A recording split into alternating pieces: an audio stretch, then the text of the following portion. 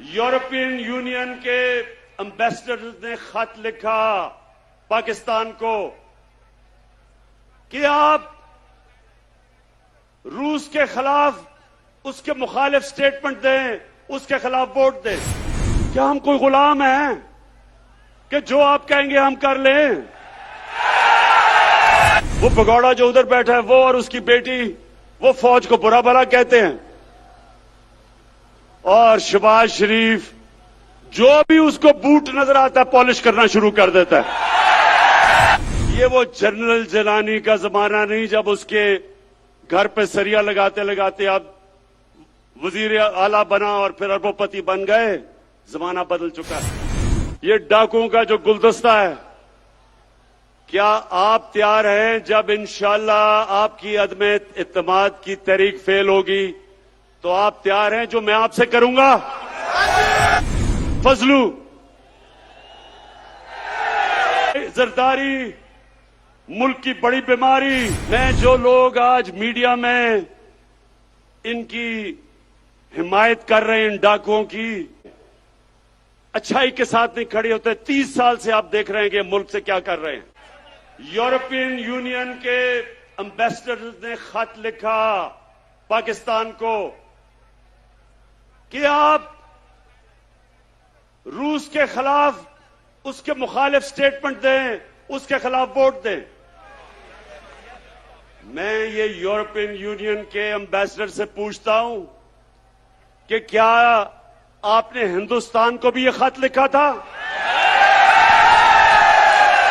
दूसरा है शहबाज शरीफ। अब ये शहबाज शरीफ कौन है?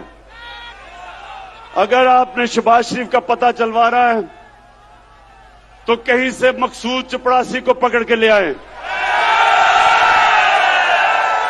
वो बेचारा मकसूद चपड़ासी, एक दिन उसे पता चला कि उसके बैंक के अंदर 375 करोड़ रुपया आ गया।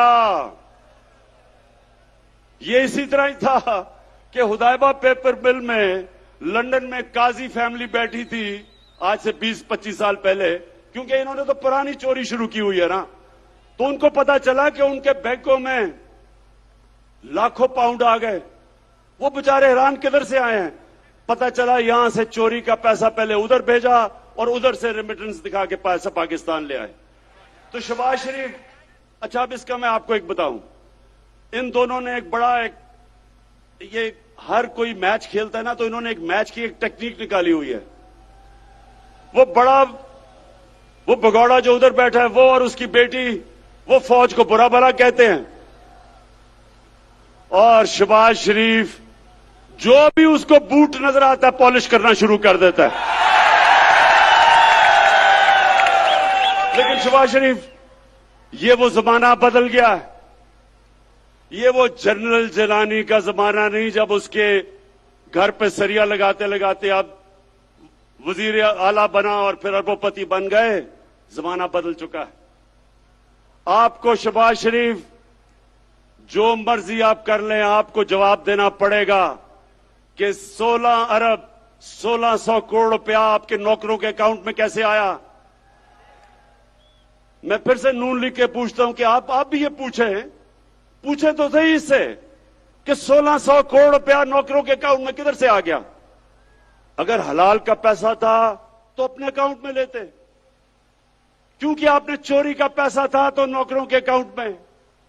बेटे को भी इसने बाहर भिजवा दिया है, मकसूद चपड़ासी को भी बाहर भिजवा दिया है, अपने दामाद को भी बाहर भिजवा दिया है। भाई यहां तो अदालतें आजाद हैं, क्यों बाहर भिजवाया हुआ है इनको? तो ये है दूसरा जो डरा हुआ है कि इसका केस आने लगा है और अगर केस आ गया तो इसने जेल में होना है, इसलिए ये भी जल्दी जल्दी अदम एतमाद की तहरीक में। और तीसरा है नहीं बीमारी, जरदारी।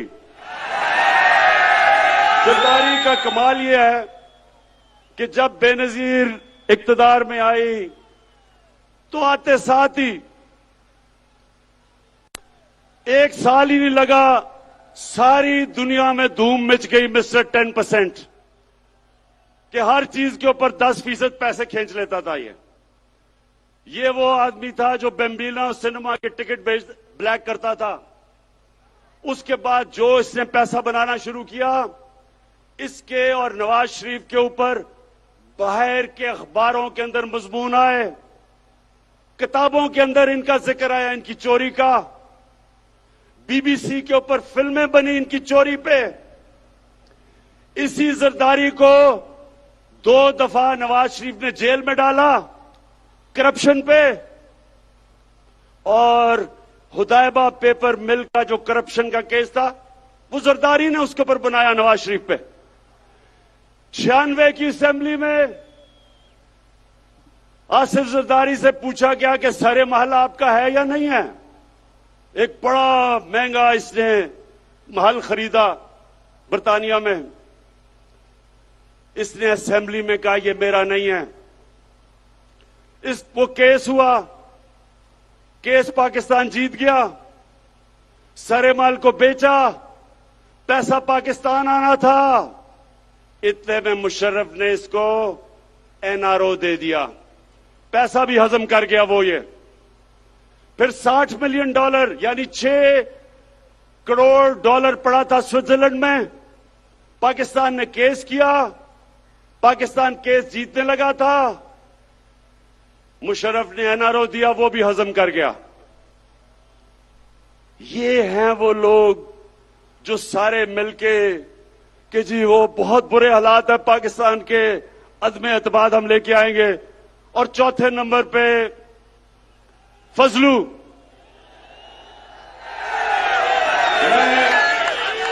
मैं इसको कभी मौलाना नहीं कहूंगा, क्योंकि मौलाना, हम अदब से मौलाना को कहते हैं। मौलाना पढ़े लिखे दीनी लोग होते हैं, हम उनकी इज्जत करते हैं। लेकिन जो डीजल के परमिट को बेच के पैसे बनाता है, और ये सिर्फ पैसे नहीं बनाता, ये ब्लैकमेल करता है। मदरसे के बच्चों को ले आया, इस्लामाबाद में धरना दिया। वो मीडिया ने जाके मदरसों के बच्चों से पूछा कि ये क्यों आए हो तुम धरना देने। उन्होंने कहा जी इसलिए कि इमरान खान यहूदी एजेंट है। उन्होंने कहा कि ये यहूदियों का या साजिश कर रहा है पाकिस्तान में। मौलाना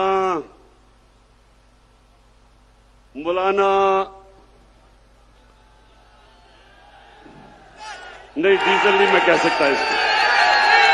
फजलू, मुझे ये बताओ कि तुम्हारे और ये जो तुम्हारा डाकुओं का टोला है, इसके होते हुए यहूदियों को साजिश करने की जरूरत क्यों है पाकिस्तान में? पिछले 10 सालों में 4 गुना, 2008 से 18 तक 4 गुना पाकिस्तान का कर्जा बढ़ा है। 4 गुना, 6,000 अरब रुपए से 2008 में 60 साल में पाकिस्तान का कर्जा 6,000 अरब था।